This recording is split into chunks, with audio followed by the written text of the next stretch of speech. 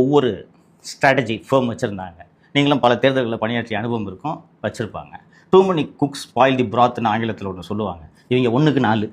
அது பத்தாதுன்னு உளவுத்துறை, அது பத்தாதுன்னு இருக்கிற அதிகாரி அத்தனை பேரும் ஸ்ட்ராட்டஜிஸ்டாக மாறிட்டான். ஏன்டா இதில் ஒருத்தர் கூட உங்கள் சீஃப் மினிஸ்டரே தோக்க போகிறாருன்னு கூடவா கண்டுபிடிக்காம எதுக்குடா 4 ஸ்ட்ராட்டஜி ஃபேம் வச்சு இத்தனை கோடி ரூபாயை கொட்டி கொடுத்து செலவு பண்ணீங்க?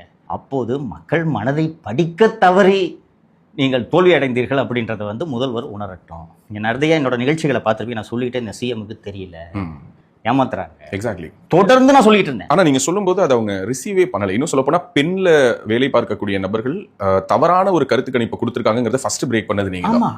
அந்த நபரை வேலையை விட்டு நீக்கிட்டாங்கிறதையும் சொன்னீங்க. ஆனா அப்பவும் அதை கவர் பண்ணி அதை ட்ரை பண்ணாங்களே தவிர அதை அவங்க அக்செப்ட் பண்ணிக்கவே இல்லை. கண்ணாடி எடுத்து சிஎம் முன்னாடி காட்டுறதுக்கு ஒருத்தருமே ரெடி இல்லை. நான் பழசா இருந்தாலும் சின்னதாக அந்த ஒரு கதையை ரீகால் பண்றேன். ஆர்கே நகரில் திரு டிடிவி தினகரன் அவர்கள் வெற்றி பெற்ற அந்த இடைத்தேர்தல், ஒவ்வொரு நாளும் ஒரு திமுக முன்னாள் அமைச்சர், மாவட்ட செயலாளர்